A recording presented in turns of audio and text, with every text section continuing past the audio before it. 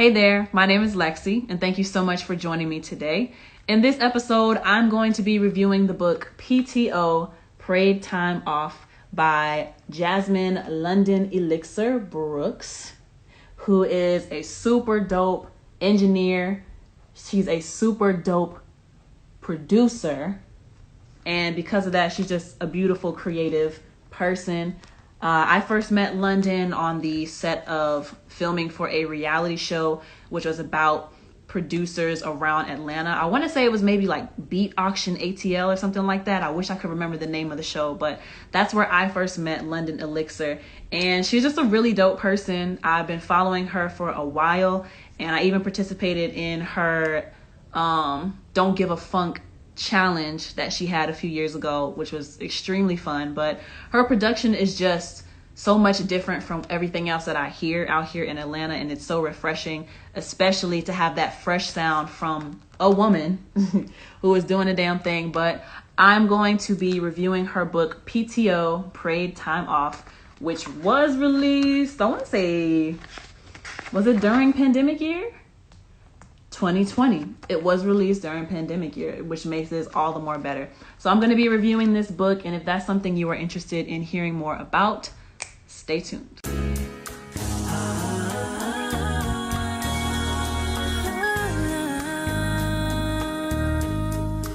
I actually read this book and finished reading it last year, but for some reason I just never got around to recording the video book review for this.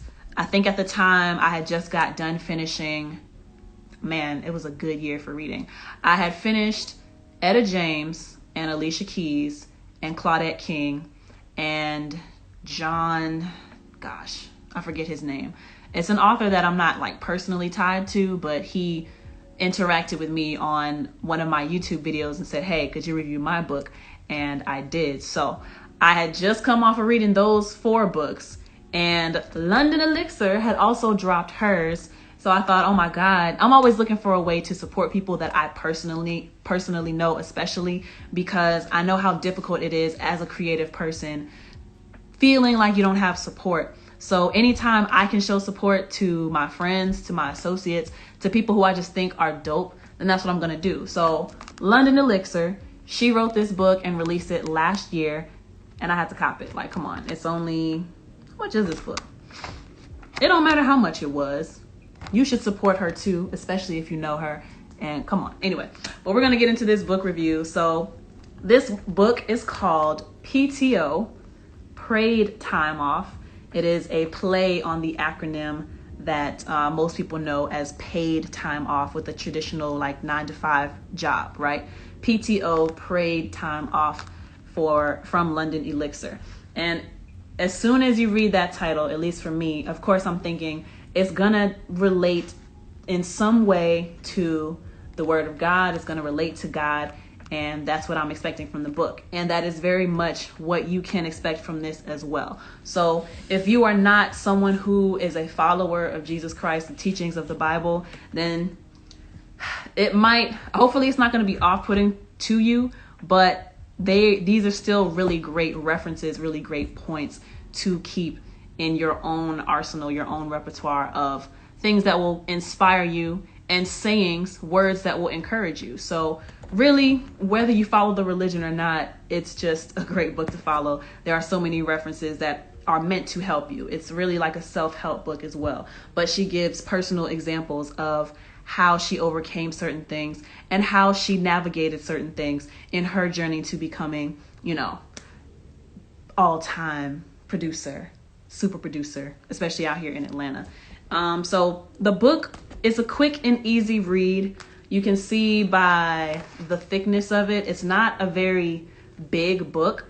It is only 59 pages of words on the page, or like 59 pages of like the main text. And then there's maybe like 10 extra pages of about the author, dedication, table of contents, stuff like that. So super quick read. You could probably knock this book out within an hour, 2-hour time frame. And the chapters are not very long. They're made really short. So it feels like you're getting through the book quickly. It doesn't feel like you're dragging or stuck in one spot for too long, which we all know can be kind of important for people who tend to have a short attention span. Now, me personally, I like to read, and especially with it being from somebody that I do know, I do wish it was longer. That would be my only gripe about this book. It's the same critique I had for Claudette King. Hers was about this big. I wish it was bigger. I wish it was more detail. I wish there was just more given, but this is actually the perfect length for a book. So as far as I could tell, and I'm pretty much a stickler when it comes to grammar and punctuation, no grammatical mistakes, no punctual mistakes. So I can tell that she really made sure she combed through the book to make sure everything was right. The format of the book, it's chapter and title or theme is introduced first, and then you're given a life reference, so her personal experience, and then you're given a scripture reference. So there are 9 lessons or 9 chapters in this book that she is giving to us. And let me turn to the table of contents, which I love the font as well. The font, I feel like it fits that face. Like, come on, it's beautiful. I can just tell that she put a lot of work and effort and love into this book. And why wouldn't you if your name is going to be on it? So there are 9 lessons or 9 chapters in this book. Using your job as a stepping stool, worry about yourself, get to know God, purpose versus passion, faith without works is dead, protect your energy, act accordingly, shake and shift, perspective. Oh, perspective was the last one. And then conclusion was wow, faith. So it's like a bonus section in there. And I'm just going to take you through some of my favorite parts of the book. And not only read what she put, but relate it to myself as well. So I do have my notes here. Bear with me as I flip through those pages. And for anyone who is watching, if you're not watching, but you're only listening, then you don't see what I have on. But for anyone who is watching, I'm about to have this Christmas sweater on for the rest of my videos for the rest of 2021. So y'all get buckled in. But let me see here. The first one is, I'm not even going to worry about chapters. We're just going to go off of the page numbers. So page 6, we're referencing David playing the lyre, equaling an entry-level job position. So although David was anointed, he still continued in his current role as a shepherd. Not only that, but he began to play the lyre for Saul, the current king, to soothe him whenever an evil spirit would come over him. So David had 2 jobs. I like to think of him playing the lyre as an entry-level position.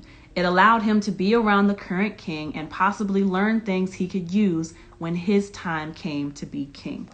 And the reason why I picked this out as part of the text that stuck out to me is because of that line, entry-level position.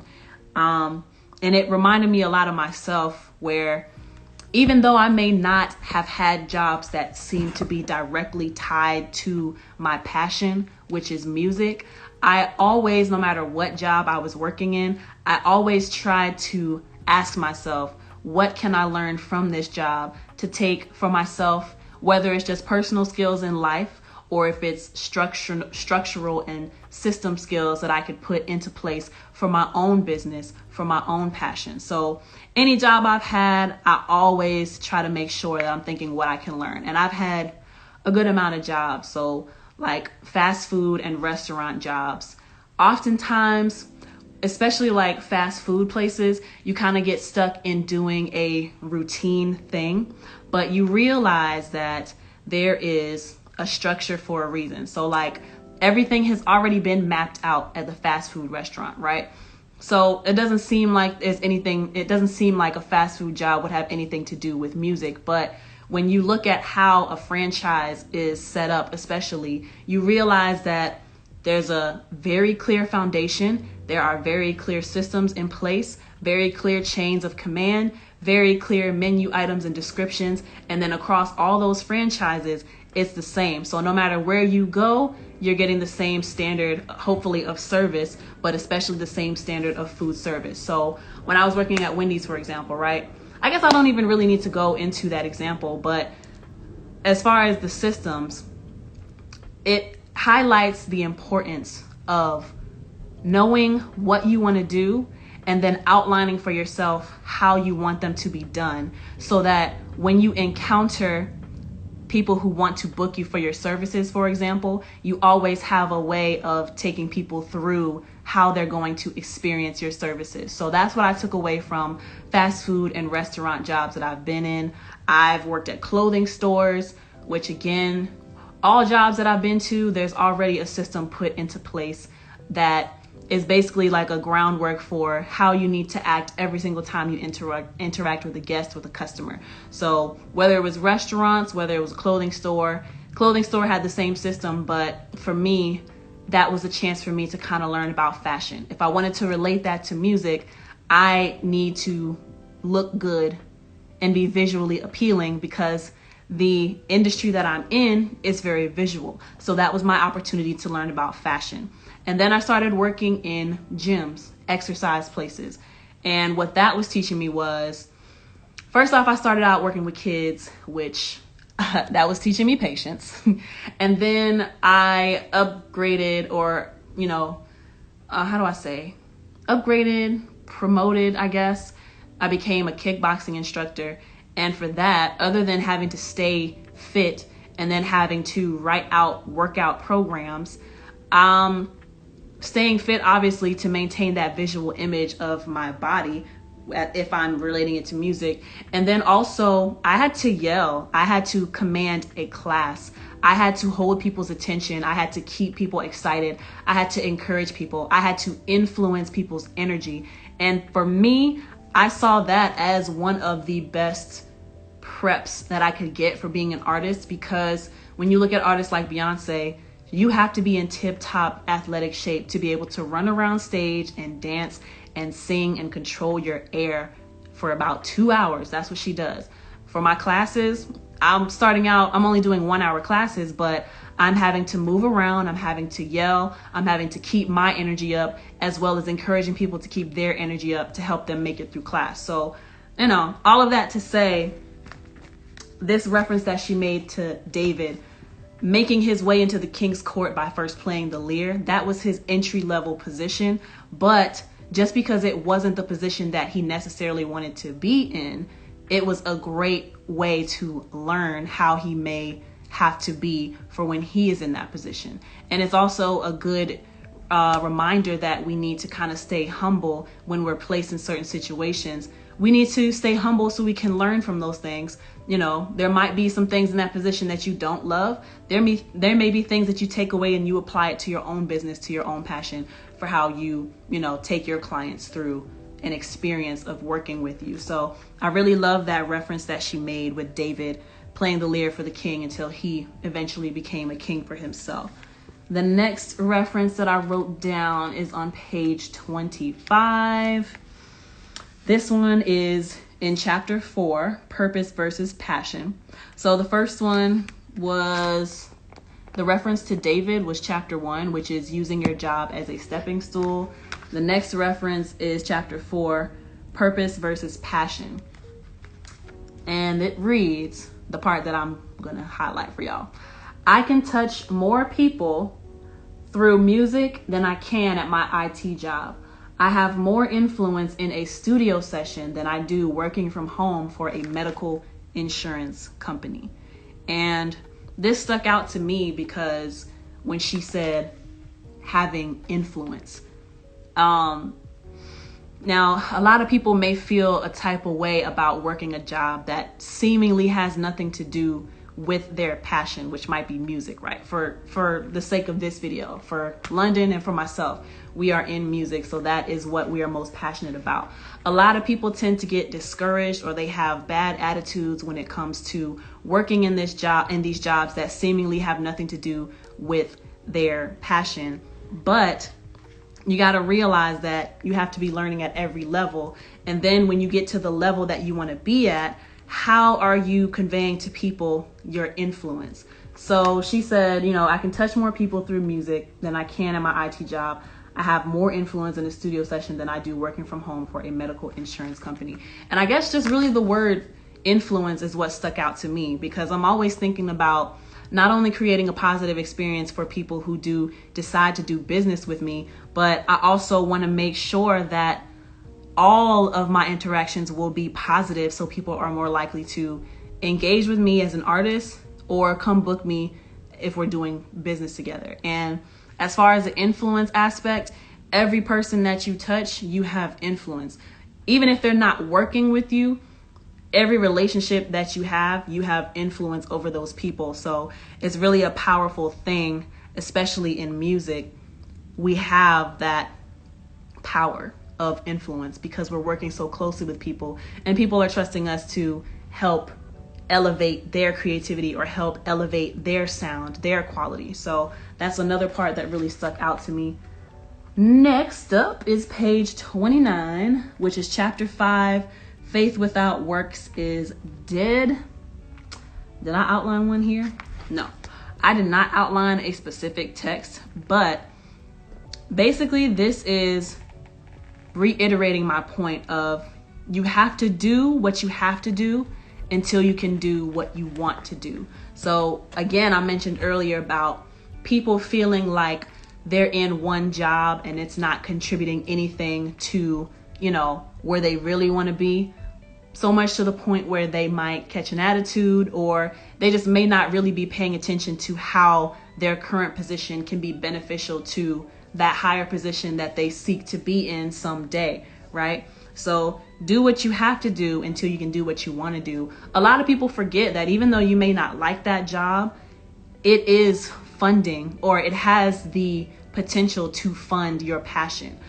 So why wouldn't you want to make sure that you're kind of like locking in something that is going to fund your passion? Not only is it providing for you, at the very least, you can think of it as this job is allowing for me to provide for myself so that I can so I won't have to worry about where I'm laying my head down at night, but also so I can have maybe some play money to invest into the things that I'm really passionate about. So I always tell people, even if you can't get where you feel like you should be, you need to be okay with starting somewhere, because you have to always keep an open mind. You always have to be learning. You always have to be figuring out, what can I learn from this and how can I apply it to future situations? So do what you can do until you can do what you want to do. That applies for the jobs that you have. And again, kind of staying humble when you're in certain positions, because you are going to, and there's another layer that I just thought of. Sometimes working for people, you learn how you don't want to treat other people who are going to eventually be under you, because you can't possibly think that to make it to the level that we're all aspiring to, which is like grandiose, it's like big, we're on a huge scale. Nobody wants to work for someone who is that, do I want to curse on this? No one wants to work for that boss who is the shitty manager. And just think about how you may have felt when you were working a job that you didn't like. Think about why you didn't like that job. It's not because the job itself was hard. It's not because the job, you didn't like the work you were doing. It may not have been what, you were passionate about, but it's not like you didn't like the work. It was most likely the people you were around. So always keep an open mind. And for peace, for me especially, it kept me sane, and it kept me in a positive mindset, so that I always had positive influences on the people who worked with me. So that's another portion of it. Always think about what you can be learning when you are in these positions that you may not want to be in, but you have to humble yourself and observe every aspect of it, because these are going to be things that are going to shape how you treat people when you get on that level. You want to make sure that every person in every facet of your life is going to have a positive experience with you, or majority positive, because sometimes people will mess up, and you just can't help people not liking you sometimes. But in general, the message is do what you can until you can do what you want to do, and then make sure you are learning at every stage. So before I go into a long drawn out speech, because I'm not trying to make this video too long, let's move on to the next session. But as you can see, the words in this book that London wrote, it's really inspirational to me, and everything that she wrote, I can relate to myself. So let's move on to the next one. I got two more examples. We're going to jump to page 45. 45, guys. Okay. This one is chapter 8, Shake and Shift. Being uncomfortable. This is about being uncomfortable and having to move. So she writes, it became obvious that my affiliation with this studio no longer aligned with my personal goals. Things were shaky, so I had to shift. That's the name of the chapter. Looking back, this was one of the greatest decisions I made in 2019. After leaving that studio, I was able to put all of my energy into myself instead of volunteering for them.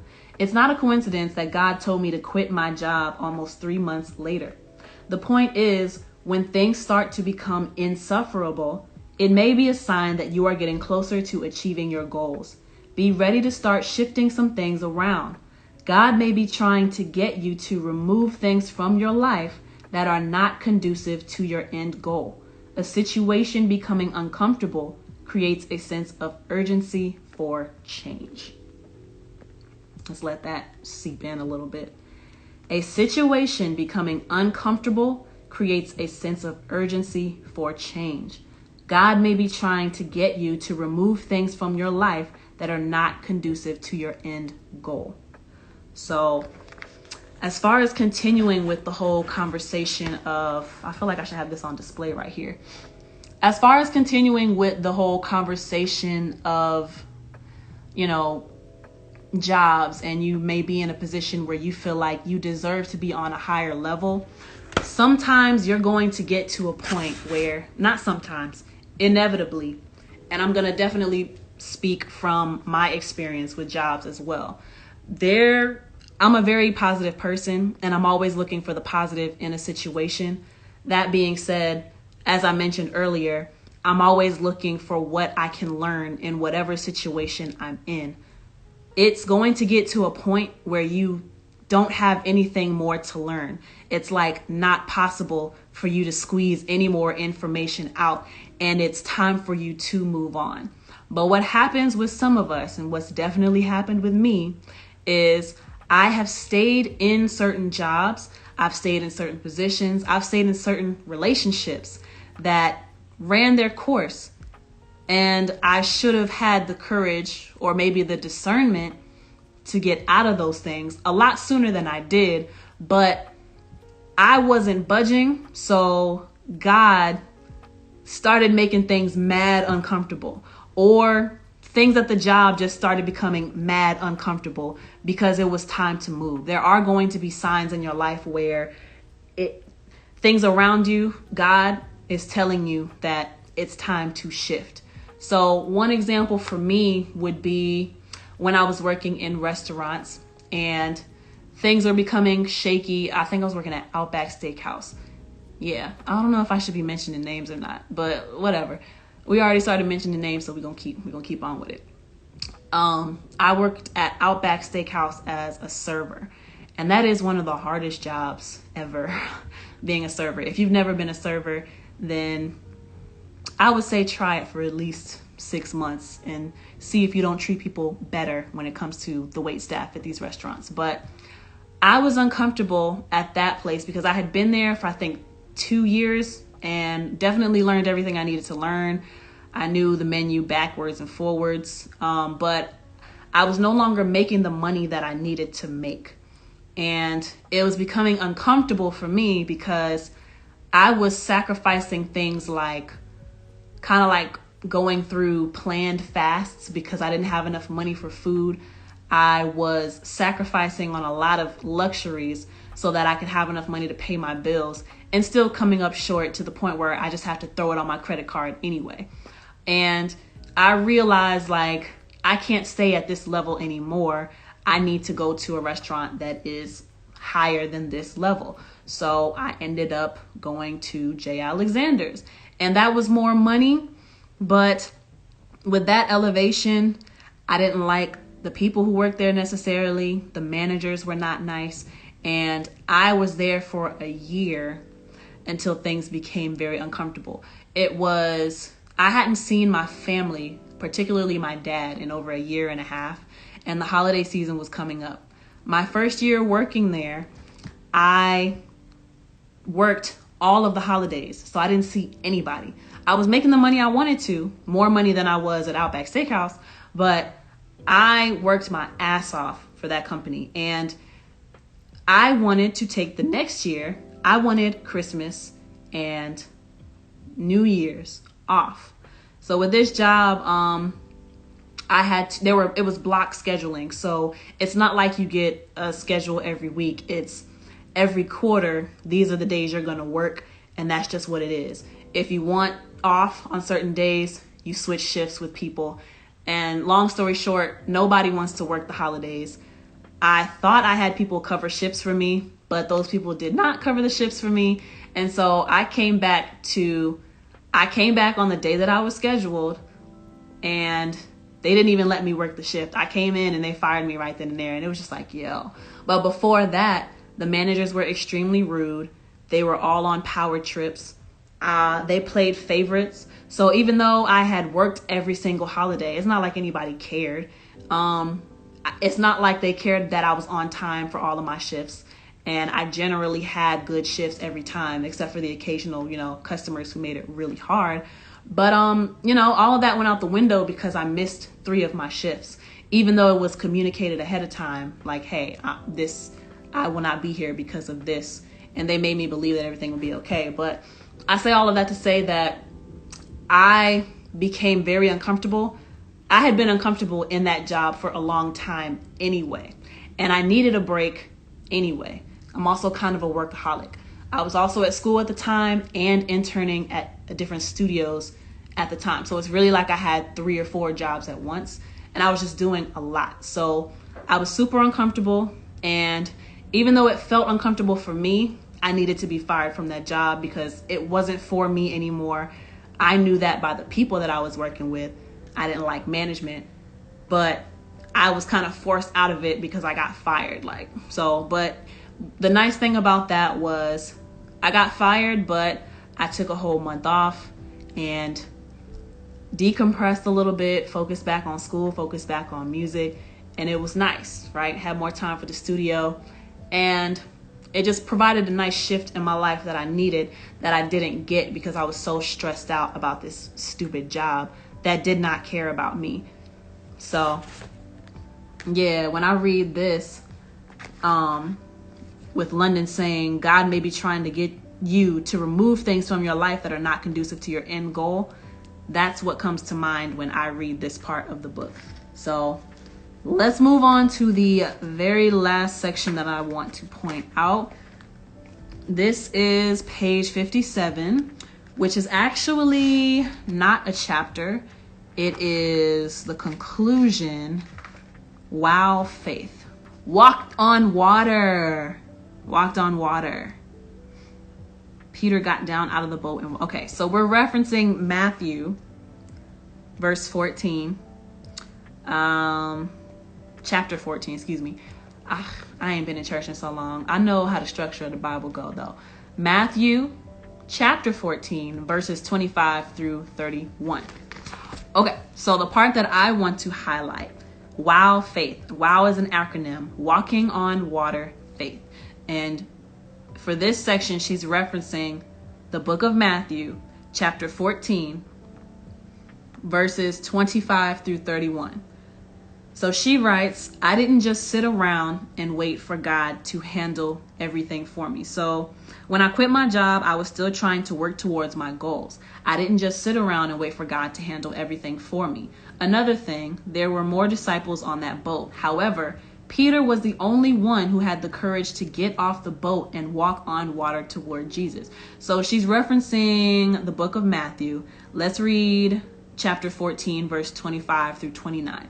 Shortly before dawn, and she includes it in the book. So if you don't have a Bible, you don't need a Bible, because all of the verses that she references, she puts it right there in the book, and she tells you where to find it. So Matthew 14, 25 through 29. Shortly before dawn, Jesus went out to them, walking on the lake. When the disciples saw him walking on the lake, they were terrified. It's a ghost, they said, and cried out in fear. But Jesus immediately said to them, take courage. It is I. Don't be afraid. "Lord, if it is you," Peter replied, "tell me to come to you on the water." "Come," he said. Then Peter got down out of the boat and walked on the water and came toward Jesus. And this is where London picks back up. Peter was the only one of all the disciples. Peter was the only one who had the courage to get off the boat and walk on water toward Jesus. Remember what I was saying earlier in the book about protecting your energy? Everyone is not going to have the same faith as you. Sometimes you will have to take a leap of faith on your own. You may be the only person willing to get off the boat, and that's okay, as long as you are led by the Lord. Peter was worried about himself. He did not allow the fact that no one else got off the boat to deter him from doing it. He had faith and he acted accordingly. And thank you, Real Eyes, for letting me know I'm doing a good job anyways. So, Matthew 14:30-31, "But when he saw the wind, he was afraid, and beginning to sink, cried out, 'Lord, save me.' Immediately Jesus reached out his hand and caught him. 'You of little faith,' he said, 'why did you doubt?'" And this part honestly makes me want to cry. But I'm so glad she pointed this out, that Peter walked on water. Not only did he have to have the faith, this is about to turn into a sermon. Not only did he have to have the faith to get out of the boat, despite everybody else just standing there, like afraid to take that leap, if you will, instead of taking the leap or getting off the boat to walk on water, he had to get out the boat despite everybody else being fearful. And who knows, maybe they were throwing doubts at him. Maybe they were saying things like, "Don't do it, you'll drown."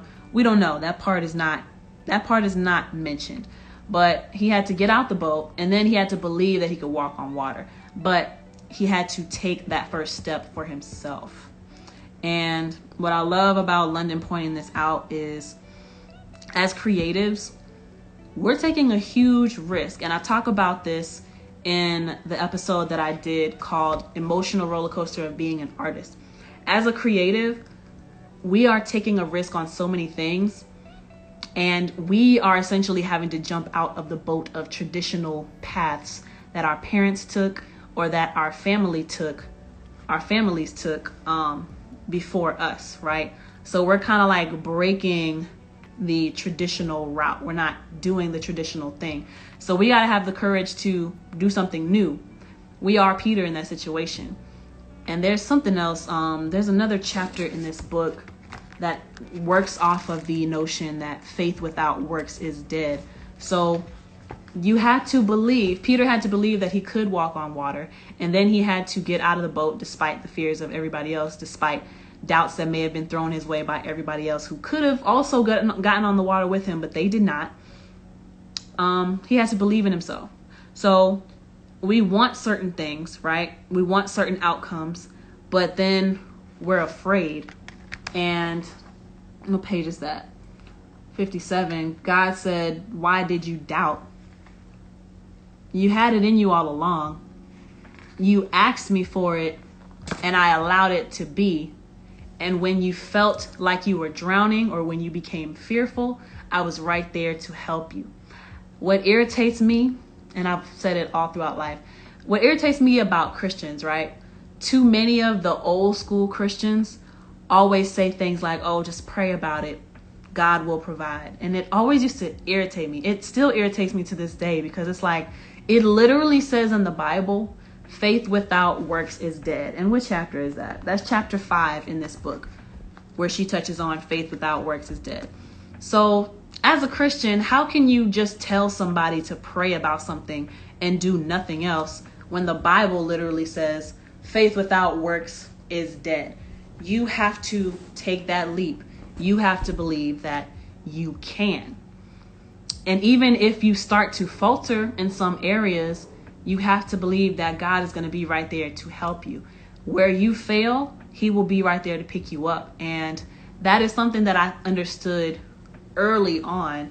And it blows my mind how many people don't understand that concept, that, yeah, God puts these gifts in us, but we are responsible for going out and using them, taking advantage of them, becoming profitable off of them, or becoming sufficient in using them and multiplying the gifts. We have to do the work. Do as much as you can, and then where you fall short, God will be right there to help you up. So I love that London pointed that out, because too many people, they feel like all they have to do is bare minimum, but you have to work. You have to do your part. And I'm gonna just keep, because I feel like I'm gonna just keep repeating myself. You have to do your part. You have to do the work, and God will handle the rest where you fall short. So oftentimes we don't feel like we get support as creatives from family, from friends. We don't get support from people that we know, but we still have to kind of break away from the rest of the crowd and go on our own journey and go in the way that we think we should and work towards what we say we want. And that's really it. Trust it. Trust in yourself. And then trust that when you are tired, when you do fall short, somehow God's going to make a way. I have plenty of examples of when it's happened for me. So, yeah. And I lied. That was not the last thing. Oh, wait. Luis Baerga says, you are a very gorgeous woman. Greetings from Puerto Rico. Hello. Thank you. He says, I love your songs. Oh, that's so dope. Thank you very much. Sorry. So to get back into the review, that was not the last thing I wanted to share. As I was reading through the book, at the bottom of every single page, and I'm not really going to zoom in, but you can see at the bottom of every page, there's like a text or something, right? So you look at the bottom of the page and it says James 1:12. If you don't have a Bible, you can look it up on the internet. I do have a Bible, thanks to Mr. and Mrs. Jackson at Mount Zion in Roswell. If we go to James 1:12, it says, blessed is the man who endures temptation, for when he has been approved, he will receive the crown of life, which the Lord has promised to those who love him. Blessed is the man who endures temptation, for when he has been approved, he will receive the crown of life, which the Lord has promised to those who love him. What I take away from this verse when I read it, blessed are the people who continue to fight. Blessed are the people who continue to endure. Blessed are the people who continue to do right, despite how seemingly easier it would be to do wrong. And I had a conversation with someone the other day. It is so much easier to do wrong. It's actually really hard to be a good person. It's actually way harder to do the right thing, because we have to keep ourselves in check and we have to keep our egos in check. But what this says to me, blessed is the man who endures temptation. Blessed are those who day by day, we put in the work, we make those daily deposits, we do what we can, as much as we can, to the best of our abilities. But then, we keep enduring, like we keep moving forward. Even though we might run into hardships, even though we might run into doubts, we might run into self-doubt, or we might run into doubt outside of ourselves through haters or through family members who have never gone the path that we've gone, right? We still continue to endure. And it says, he will receive the crown of life, which the Lord has promised to those who love him. So as long as you just keep doing what you're supposed to do and you are putting in the work, then you'll be fine. You'll be blessed. You will get what you worked for. Now, the timeline of that's uncertain. None of us knows the timeline of that, which can be really frustrating. But I love that London included that. Like I said, at the bottom of every page, it got me really curious. I don't even think she put it in the book, because maybe that's just something that she wanted us to look out for on our own. But yeah, I think she wanted us to ponder that, because she doesn't have that scripture anywhere else in the book. She just mentions it. But it's just another reminder to keep going. And sometimes it gets really annoying to hear people say all the time, oh, keep going, keep going. But really, it is that simple. All you got to do is keep going. All you got to do is keep moving. All you got to do is keep putting points up every day, daily deposits, and you'll be just fine. So thank y'all so much for listening to this live book review. For those of you who are listening live, thank you so much for listening in on this book review for the book Paid Time Off, PTO, Paid Time Off by Jasmine London Elixir Brooks. Here is what the book looks like. For those who will be watching, I will also have images of the book on either side of me. But thank you so much for tuning into this live book review of PTO, Paid Time Off by Jasmine London Elixir Brooks, who I met years ago. She's a super dope producer out here in Atlanta, and engineer and executive producer, because she does entire projects, y'all. Like, there's no other producer I've seen. I'm sure they're doing it, but all the other producers I follow, people say they want to put together like beat tapes. She's actually done it, you know? She recruits artists to get on her mixtapes, and it just keeps growing every year. I'm on her newsletter. I got her book because I just really wanted to support, again, like I said, any way that I can support people, because I know how tough it is to feel like you don't have support. That's what I'm going to do. So I'm really grateful that I read this book. And since I'm reviewing it, I'll probably reread it again, because like I said earlier in the video, I actually read this book last year. I just never got around to doing the book review. And this turned out to be quite a lengthy video, but there were so many good points that needed to be pointed out. So definitely let me know what you thought about this live book review. Tell me in the comment sections down below what you thought about it. I will also leave the link to this book to where you can purchase it down below in the description as well. So make sure you also support London by getting this. And even if it's not about the support factor, make sure you're going because there's legitimately some great lessons in here and some great advice that will help you on your own journey, especially if you are a creative. So I just wanted to give that book review of this. I hope y'all enjoyed it. If you are listening on Spotify, Apple Podcasts, or anywhere else that a podcast is, please make sure that you follow my podcast. Make sure that you leave me a 5-star review. So that is one way you can show me support on those platforms. If you are watching this on YouTube or Patreon, make sure you give me a thumbs up. Make sure you are subscribed. Make sure you become a patron of mine if you like this content and you want to see more of it by going to patreon.com/LexCATL, patreon.com/LexCATL, and for $5 a month, support me on this journey to creating more content like this, but also bringing you good vibes and good music.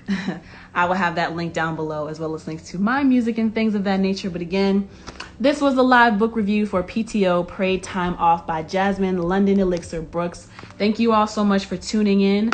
My name is LexC. Until next time, peace.